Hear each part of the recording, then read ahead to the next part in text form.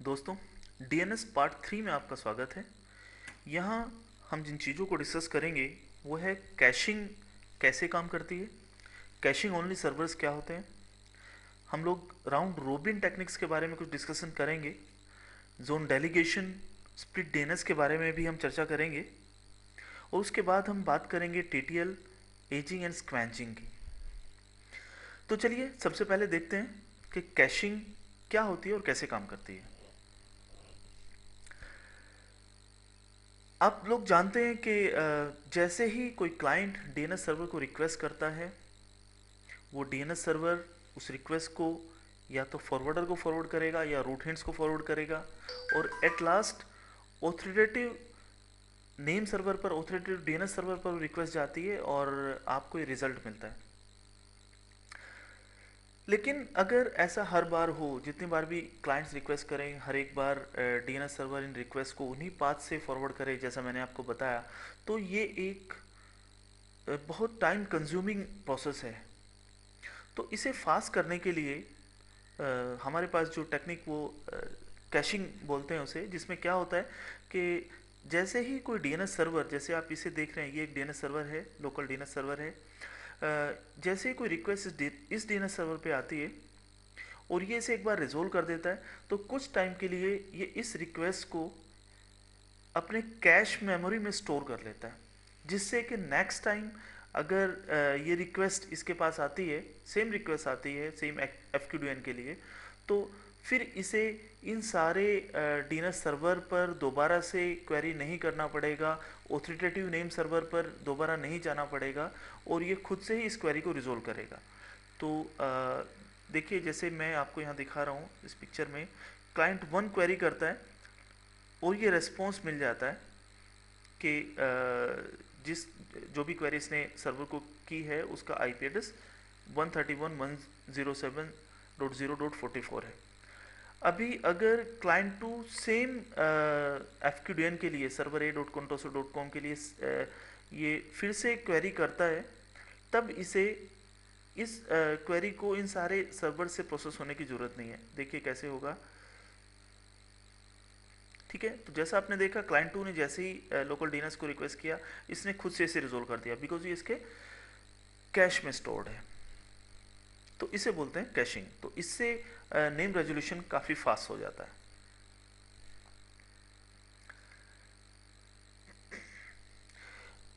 लेकिन कई बार क्या होता है कि अगर कैशिंग का टाइम बहुत ज़्यादा है, तो हम लोग भले ही डीएनएस सर्वर में कोई चेंजेस कर भी दें, उसके रिकॉर्ड्स में, उसके आईपी एड्रेस में कोई चेंजेस कर दें, लेकिन कैश में वो पहले से ही पुराना रिकॉर्ड पड़ा रहता है, जिससे कि जैसे ही कोई क्लाइंट रिक्वेस्ट करता है तो पुराने रिकॉर्ड को ही क्लाइंट को फॉरवर्ड करता है। तो ऐसे में प्रॉब्लम्स आ जाती हैं, हम लोग न्यूली मॉडिफाइड रिकॉर्ड को देख नहीं पाएंगे, उसे रिजोल्व नहीं करा पाएंगे। तो ऐसे में डीएनएस कैश को क्लियर करना पड़ता है। तो डीएनएस कैश हम लोग क्लाइंट साइड की जो कैश होती है उसे भी क्लियर कर सकते हैं और सर्वर की कैश भी क्लियर कर सकते हैं। जैसे आप यहाँ देख रहे हैं, क्लाइंट साइड की कैश क्लियर करने के लिए हम ipconfig/flush DNS यूज़ करेंगे। तो सबसे पहले इसी कमांड को एक बार करके देख लेते हैं।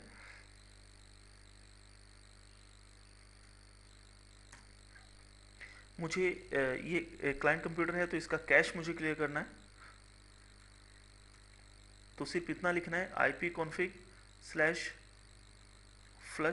DNS, successfully flush the DNS. ये कैश को क्लियर कर चुका है, तो सिर्फ इतना करना है, इसके अलावा कुछ और करने की ज़रूरत नहीं है। अगर आप डीएनएस सर्वर का कैश क्लियर करना चाहते हैं, जो आपका लोकल डीएनएस सर्वर है, तो उसके लिए आपके पास कई सारे तरीके हैं, कई सारी कमांड्स हैं। एक है DNSCMD। DNSCMD को यूज़ करके आप कमांड प्रॉम्प्ट से या पावर शेल से कैश क्लियर कर सकते हैं। लेकिन जो दूसरी कमांड है, क्लियर डीएनएस सर्वर कैश, इसे अगर आप यूज़ करते हैं तो ये सिर्फ पावर शेल पे ही चलती है, तो पावर शेल में जाके आप कैश को क्लियर कर सकते हैं। दूसरे, आप जो डीएनएस कंसोल है उससे भी उसे यूज़ करके भी आप कैश को क्लियर कर सकते हैं। तो चलिए तीनों को देखते हैं।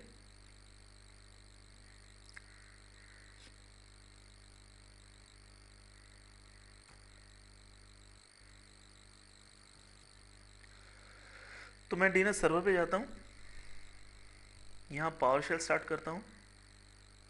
सबसे पहले डीएनएस सीएमडी कमांड को यूज़ करके मैं कैश क्लियर कर रहा हूँ।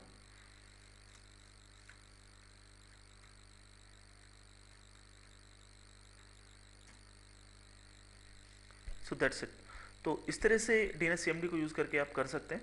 दूसरा जो तरीका मैंने बताया आपको, आप सीएमडी लेट से भी ये कर सकते हैं।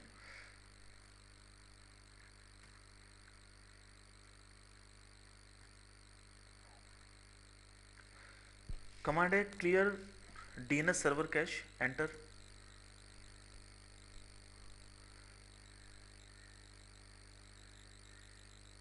ये पूछ रहा है, कंफर्म कर रहा है कि आप वाकई क्लियर करना चाहते हैं। मैंने वाई प्रेस किया तो कैश क्लियर हो गया।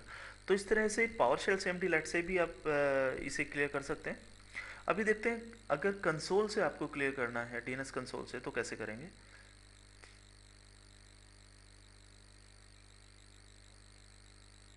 मैं सर्वर पे राइट क्लिक करता हूँ। यहाँ पे एक ऑप्शन आप देख रहे हैं लिस्ट में, क्लियर कैश। तो सिर्फ इसे क्लिक करना है और बस आपकी कैश क्लियर हो गई है। तो इस तरह 3 तरीके थे आपके पास जिससे आप कैश को क्लियर कर सकते थे।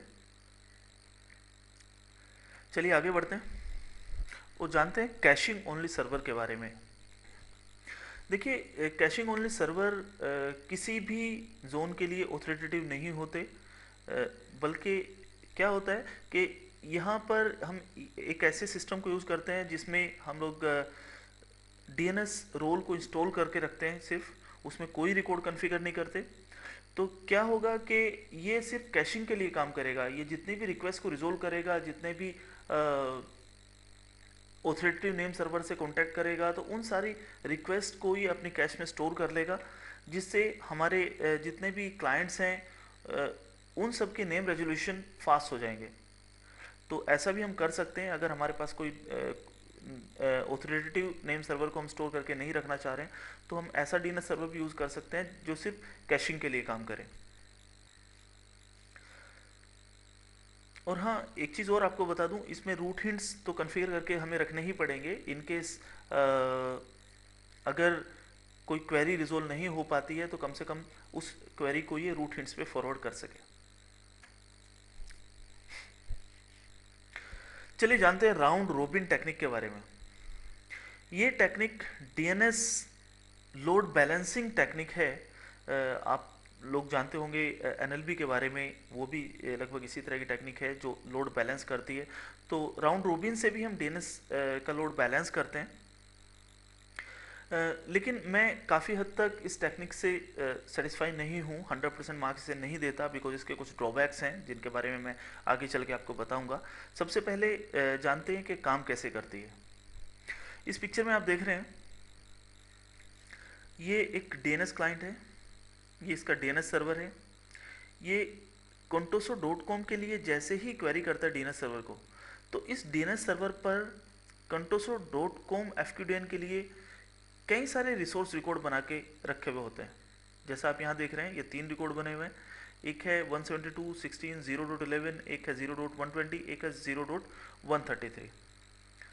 तो जैसे रिक्वेस्ट इसके पास आती है, ये इस रिक्वेस्ट को इन तीनों में से किसी भी एक आईपी एड्रेस में रिजोल्व करेगा। यहाँ आप ये 3 वेब सर्वर देख रहे हैं contoso.com के, और ये तीनों आईपी एड्रेसेस जो हमने रिसोर्स रिकॉर्ड में भी कॉन्फ़िगर किए हैं, ये तीनों आईपी एड्रेसेस इन पर कॉन्फ़िगर्ड हैं। तो जैसे क्लाइंट रिक्वेस्ट करता है डीएनएस सर्वर को contoso.com के लिए, तो ये इनमें से रैंडमली किसी भी एक आईपी एड्रेस में इस क्वेरी को रिजोल्व करेगा, और ये रिक्वेस्ट रैंडमली उस पर्टिकुलर आईपी एड्रेस पे जाएगी जिसमें इसने रिजोल्व किया। तो इस तरह से जितनी भी रिक्वेस्ट इस डीएनएस सर्वर को इस contoso.com के लिए आएंगी, वो 1 बाय 1 कभी 0.11 को भेजेगा, कभी 120 को भेजेगा, कभी 133 को भेजेगा। तो इस तरह से लोड बैलेंस हो जाता है। जो काम हमारा एनएलबी करता है वही काम हम राउंड रोबिन से भी करा सकते हैं। लेकिन जैसा मैं आपको बता रहा था कि इसके कुछ ड्रॉबैक्स हैं, तो क्या क्या प्रॉब्लम्स हैं इसके साथ में, देखते हैं। देखिए, जैसा आप जानते हैं कि डीएनएस सर्वर के पास अपना कैश होता है, उसी तरह से डीएनएस क्लाइंट के पास भी कैश होता है। तो अगर एक ये रिक्वेस्ट करेगा contoso.com के लिए डीएनएस सर्वर को, और ये रिक्वेस्ट इसने रिजोल्व किया 0.11 में सपोज। तो अभी ये डीएनएस सर्वर और क्लाइंट डीएनएस ये दोनों ही 0.11 को कैश में स्टोर कर लेंगे। तो जिससे कि नेक्स्ट रिक्वेस्ट जाएगी वो नेक्स्ट रिक्वेस्ट भी 0.11 को ही जाएगी, बिकॉज इसने दोबारा से डीएनएस सर्वर को कांटेक्ट ही नहीं किया, बिकॉज वो ऑलरेडी कैश में स्टोर था। तो कैशिंग इसकी एक प्रॉब्लम है, इसलिए राउंड रोबिन टेक्निक बहुत ज़्यादा सक्सेसफुल नहीं है और हम लोग प्रेफर करते हैं एनएलबी को। चलिए देखते हैं अगर राउंड रोबिन टेक्निक आपको कन्फिगर करनी है तो कैसे कन्फिगर करेंगे। एक तो जैसा मैंने बताया आपको मल्टीपल रिसोर्स रिकॉर्ड बनाने हैं, यानी एफक्यूडीएन सेम रहेगा और आप आईपी एड्रेसेस मल्टीपल रखेंगे, और दूसरे आप राउंड रोबिन को इनेबल करेंगे। तो चलिए देखते हैं राउंड रोबिन को इनेबल कहाँ से करते हैं। रिसोर्स रिकॉर्ड बनाना तो आप जानते ही हैं।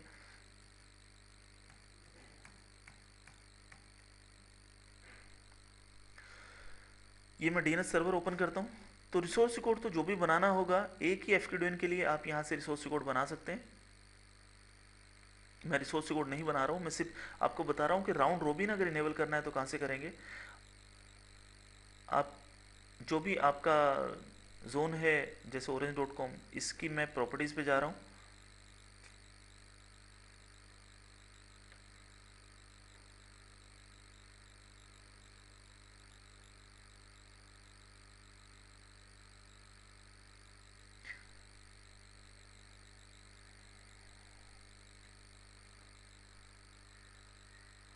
सॉरी, ये जोन की नहीं बल्कि सर्वर की आपको प्रॉपर्टीज पे जाना पड़ेगा। आप एडवांस पे जाएंगे और यहाँ पे आपको कहीं इनेबल राउंड रोबिन दिखाई देगा। ये रहा, ठीक है, ये ऑलरेडी इनेबल है। इन केस ये डिसेबल्ड है तो आप इनेबल कर सकते हैं। तो यहाँ से आपको चेक करना पड़ेगा। मैं एक बार फिर से आपको बता दूं, आप अपने सर्वर नेम पे राइट क्लिक करेंगे, प्रॉपर्टीज पे जाएंगे, एडवांस पे जाएंगे और यहाँ से आप राउंड रोबिन को इनेबल करेंगे। ये पहले से इनेबल है तो सिर्फ आपको इतना करना है और आपका राउंड रोबिन इनेबल हो जाएगा। आपकी रिक्वेस्ट जितने भी रिक्वेस्ट क्लाइंट कंप्यूटर सर्वर को करेंगे वो डिवाइड होंगी मल्टीपल सर्वर्स को, किसी एक सर्वर को ना जाके। आगे बढ़ते हैं, बात करते हैं जोन डेलीगेशन की। ये जोन डेलीगेशन है क्या, सबसे पहले ये जानना जरूरी है। देखिए, अगर आपने अपने डोमेन को कई सारे सब डोमेन में डिवाइड किया हुआ है, इवन आप कर सकते हैं कई बार लोड को बैलेंस करने के लिए। अगर आपका जोन बहुत बड़ा है, आप चाह रहे हैं कि ये जोन मल्टीपल सब डोमेन में डिवाइड हो जाए जिससे कि इसका मैनेजमेंट इजी हो जाए और इन सब डोमेन्स को हम मल्टीपल सर्वर्स पर या अलग अलग लोकेशंस पर जो सर्वर्स हैं उन पे स्टोर कर सकें। जैसे मैं आपको डीएनएस में दिखा देता हूँ। ये orange.com है। अगर आप orange.com को आप डिवाइड करना चाह रहे हैं सिटीज़ के according, delhi.orange.com, mumbai.orange.com, chennai.orange.com, london.orange.com, तो ये हम कर सकते हैं। अगर इन लोकेशंस पे अलग अलग डीएनएस सर्वर्स हैं, हम चाह रहे हैं कि delhi.orange.com उसी सर्वर से मैनेज किया जाए जो कि दिल्ली में रखा है, दिल्ली की हमारी साइट पे रखा हुआ है। तो वो चलिए देखते हैं कैसे करते हैं। तो आपको orange.com पे राइट क्लिक करना है, न्यू डेलीगेशन पे क्लिक करना है, नेक्स्ट। किस डोमेन को या सब डोमेन को आप डेलीगेट करना चाह रहे हैं। जैसे मैं यहाँ लिख रहा हूँ दिल्ली, तो दिल्ली एक सब डोमेन है अगर orange.com का, तो उसे मैं डेलीगेट करना चाह रहा हूँ। नेक्स्ट पे क्लिक करूँगा। कौन सा आईपी एड्रेस यहाँ पे मैं लिखूंगा, जाहिर है यहाँ पे वो आईपी एड्रेस मुझे देना पड़ेगा जिस सर्वर पे मैं इस जोन को स्टोर कराना चाह रहा हूँ या जिस सर्वर को मैं ऑथोरिटेटिव बनाना चाह रहा हूँ। तो मैं ऐड पे क्लिक करूँगा और यहाँ पर आईपी एड्रेस मुझे देना पड़ेगा। तो मैं दे रहा हूँ 192.168.1. उस सर्वर का आईपी एड्रेस जहाँ पे स्टोर कराना चाह रहा हूँ मैं, या जिस सर्वर को मैं ऑथोरिटेटिव बनाना चाह रहा हूँ, मैं रिजोल्व पे क्लिक करता हूँ। अगर इससे कनेक्टिविटी है तो रिजोल्व हो जाएगा, ठीक है, ओके, नेक्स्ट एंड फिनिश। तो इस तरह से delhi.orange.com को मैंने एक पर्टिकुलर इसका डेलीगेशन बनाया 103 आईपी एड्रेस पर। आगे चलते हैं। स्प्लिट डीएनएस, ये स्प्लिट डीएनएस क्या है, चलिए इसे समझते हैं आगे एक इमेज से।